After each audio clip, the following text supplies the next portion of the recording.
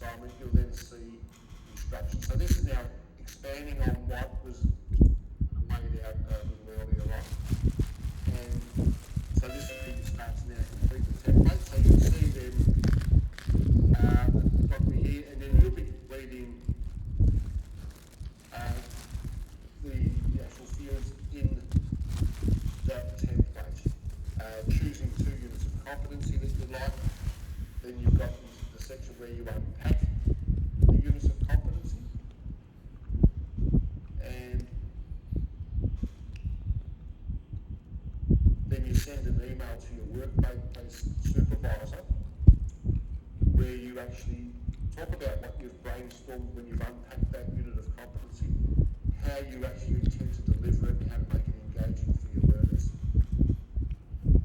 And then you get to this step 2, which is actually now documenting the overall learning program. And here you'll then see a template. So again, you're filling out the fields of this particular your learning program, name of the learning program, the training organisation, the client, the purpose and focus of the learning. So this is actually, I guess, related to your workplace, and you are then using you can, I guess, combine some aspects that are actually real, that actually reflect your workplace. So you'll see the different fields in there in that template, so they need to complete those. Then as you go a little further down, you then get to the overall learning schedule template. Now, this part of the document starts with 6 rows because assuming that you've got 6 session plans, that you'll occupy at least 6 rows in a overall learning schedule. You may have more. For instance, you might have a topic or part of one of those units of competency that may cover more than one session. So you can actually add additional rows if you have. But you're looking at a minimum of 6 rows populated because you're developing 6 sessions that are going to cover the units of competency. Now, this schedule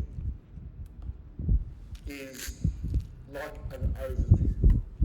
So at this stage, it's not really, I guess, big on detail. It's more, I guess, a framework that can lead to the development of session plans. So it actually then starts that. You have a session and you've identified things like, okay, when's it going to happen, the date, how long will it go for, what are the actual learning outcomes, what part of the unit is it addressing, what learning activities will be involved, where will there be assessment, what resources needed. So all these things are just, I guess, bullet point or single line items. No great level of detail. Save that for the session plans, because that's where you'll then take that piece of an overall learning plan and dedicate it to a session plan. Okay. So that's where you include that table. Then this step 3 is where you'll actually explore if you have some existing resources and you do an evaluation of those. And the criteria is actually included there. Did the content of those resources meet the objective? It'll either be a yes or a no. And any comments or recommendations that you would make. So remember, we're not expecting you to be developing or improving existing resources. It's not part of the assignment. It's just doing an evaluation of some resources that are available. Any questions so far, folks? Didn't think so. Alright, let's move on. So then you've got step 4 where you develop your session plans. So you are required to then develop 3 consecutive session plans for each unit of competency. So you have 2 units of competency in your overall session that your overall learning program that you create. And you'll then see you have a template for each. So slide just to go to each template. So all of these are the same at the moment in their content. And you'll see session plans with the unit of competency, the title, the session title, trainer name, the date of the session. Some of that can be, if it's fictitious, it doesn't matter. If the date of the session is not a real date, that doesn't matter. For the session and mode, location, work, health and safety disclosures. I'm pretty sure somewhere in your organisation, whilst you might not have session plans that are written in this particular format, you will still would have had session plans that I guess follow a similar approach where you have, okay, what are you training? What unit of competency does it address? What method of delivery are you using? What are the work health and safety requirements? What equipment do you need? That sort of stuff. So here, I guess you have kind of formalise it into templates that are part of this assignment. So there are 6 session plans to create altogether. 3 for one unit and 3 for the other unit. And they say consecutive. So in other words, logically, one session leads into the next. And that leads into the third session. So for instance, if I was doing sessions on first aid, my first session may be doctors A, B, C, D. Second session might be on CPR. The third session might be on mobilising fractures and dressing wounds, that type of thing. So you can see there's a logical progression with them, and so there's a continuation. So same with when you do your sessions, a logical progression, consecutive sessions. And finally, we then have step 5 is where you actually just do a bit of a review of your session plans. It really, I guess, self-review. What would you do if the sessions, we're not sort of going to go to plan? So there are things that you address. Probably, it's actually broken it down into the 6 sessions, but whilst it has that, your response here might be relevant for all 6. So you might just put the response in once and then copy it and paste it into the other cells, because it would not necessarily differ with what we're talking about there. How do you know the session met the learning outcomes? So I think a normal response to that would be that I designed the session specifically in line with the criteria from the system through your responses there. So you then have that review to complete of the sessions. There are no absolute benchmark answers to all of those. It's more like, I guess, self-reflecting on what you've developed as far as the learning program goes. And it is part of the assignment to complete it. So that is then a task that is ahead of you. And if I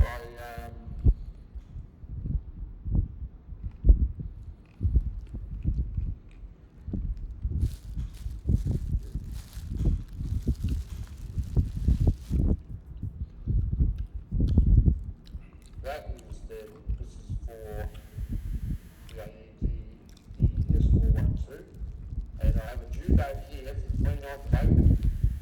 So, pressure folks, on top of what you're already behind, you've got the month of April to also pick up the knowledge questions for this unit and the assignment. So, for those that are on track, no problem. I think you'll manage that quite nicely. But for those that are a little bit behind, you really need to get down to some serious study and work with these. So, okay. Any questions before I move on to our validation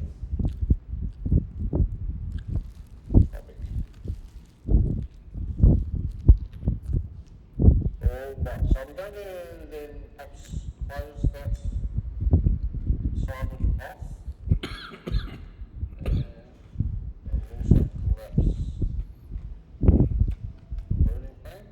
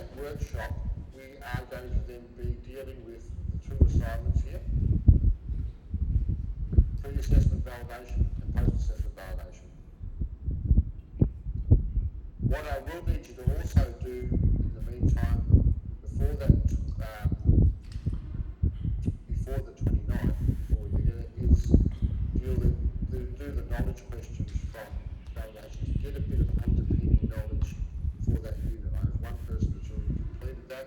Congratulations, well done. I'll just show you on the learning plan again where we're talking about. So the knowledge questions for validation is this one here, TAE ASS 413, and it's at module 11.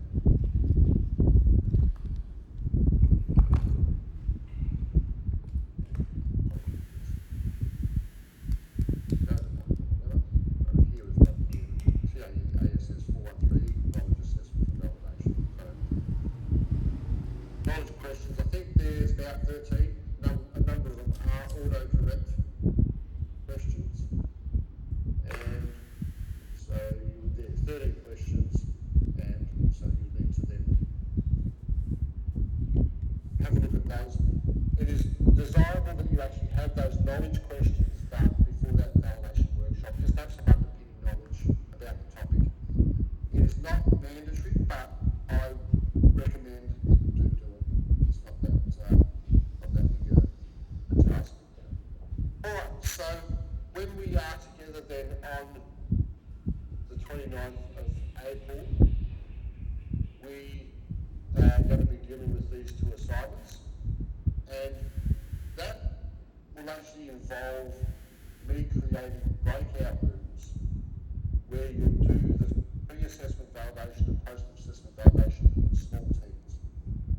Okay, so you've usually got teams of 3 people, and so you actually then participate as a member of a validation panel. And so it's pretty important that we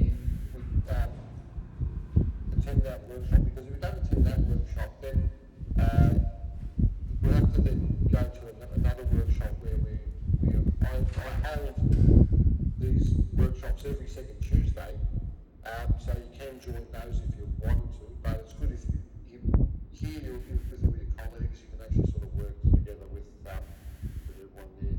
So I've got that validation workshop. What you'll need to do at some stage then is just register for it, and there's a hyperlink in there. And let me just click onto that, and it will then open the registration for you. Okay. So there you then just register first name, last name, and your email address. Click register, and you should then be ready to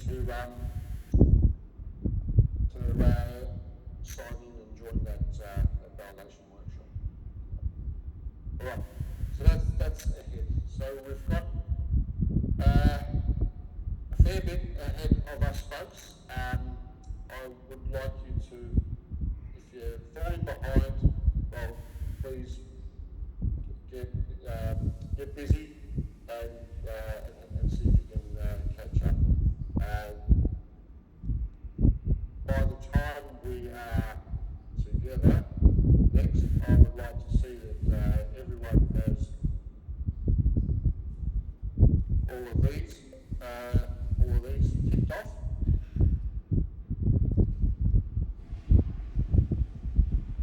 Yeah.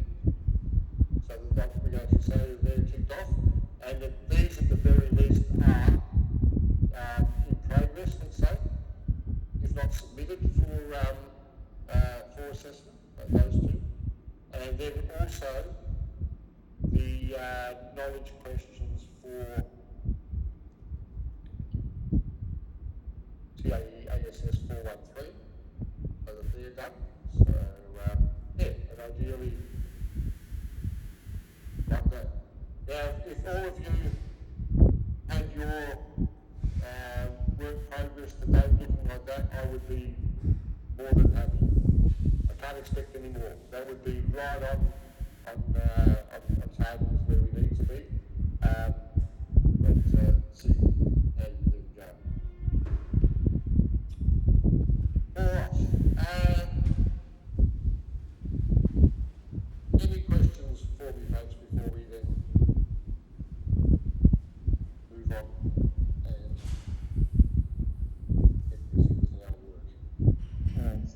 question regarding the validation meeting. You know that it's a online meeting, so if you happen early in the morning for 7 to so we how many times for that meeting? Okay. Sorry, can you hear me? I can hear you better. Yep. Yeah. Okay. I would like to ask about the timing of the validation meeting. Yep. Yeah, we started with a whole day, right? It's a whole day meeting. So how can it happen? Like timing and we started we have the work of 3 versions, right? For every small work for the validation meeting. I'm still confused about how can work how that can happen.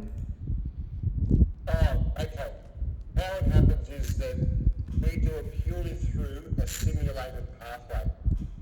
So we actually have assessment tools that we've actually said for a pre-assessment validation context, can you validate these assessment tools? In other words, the scene has been set so that a developer has created assessment tools, and then we are asking to validate those assessment tools. Then in a post-assessment validation context, we are validating those same assessment tools. Remember, it's simulated, and now they've actually been used to assess candidates. And we are then looking at validating assessment practices. So the two, it is all a simulation, it is not real. But it does cover what the unit of competency requires us to cover. And that is the pre-assessment of 3 assessment tools before they're used, and then those same 3 assessment tools after they've been used. That would make it very difficult for you to do it, apply it actually with your workplace. And that's why we actually need to know that simulation. So for the validation meeting, we have the pre-validation meeting, we have the pre-validation meeting, etc. So we need to prepare for the meeting, right? Có lạnh không? You won't be done. No, not at all. Now, the only preparation that they'll ask here is that you do the knowledge questions for the unit, TAEA assessment, do the knowledge questions. That would be the only preparation. For the rest of it, you just come on the day, I will set you up, provide you with the files that we need to work on, and yeah, that will all happen from there. So everything we have on that day, and we will divide in some smaller, and we are doing together. Yeah, correct. Thank you.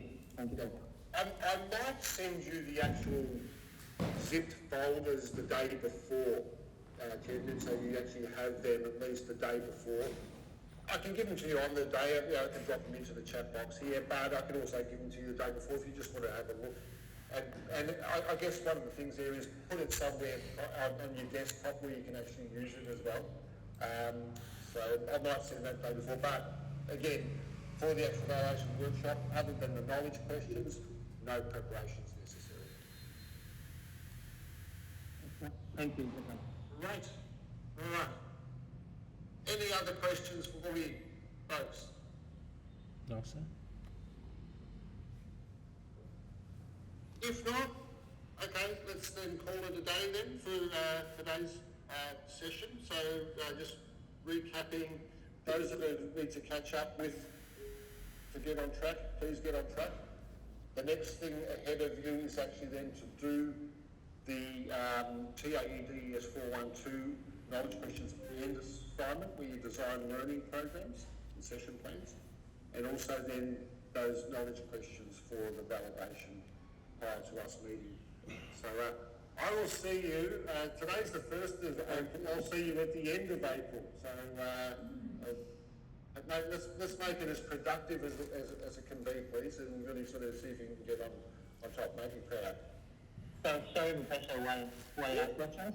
Yes, about the moving line. You know, I think that we have to receive the confirmation email from the supervisor. So, yes, so can it happen like maybe it takes time for the email? So is it okay with us like we submit every knowledge question and skip that number 9 before the moving cell? Is it Yes, okay? yeah, that's okay. Look, also, I don't mind if you're doing some of that coursework and if it says there's got to be an email communication as well, you can use me as well for that purpose. If it's about when you do your learning program assignment, you've actually got to then send an email to your workplace supervisor where you're actually showing your ideas for brainstorming a particular group program. You can send it to me. I'm happy to also take that and respond to that if that helps. Okay, thank you. All right. Nothing else, Max? I just want to confirm that our next meeting will be conducted in 29th of April. Is it correct? That is correct. Yep, the 29th of April. So in a fortnight's time, we won't be together. We've got Easter in between as well. So so the 29th, that will be our validation workshop. So look forward to seeing you all then. And please, when we actually do that workshop, I would like your cameras on because you need to interact with each other. We need to talk to each other. That's what validation's all about. We need to see each other. So important. Okay. Thank you again for those. Did have their cameras on? I appreciate it very much. It's good. Better than talking to a wall. Okay. Thanks again, folks. We'll see you on the 29th of April. Thank you so much. No worries. Have a Bye good now. evening. Thank you. Thank you. Goodbye. Goodbye.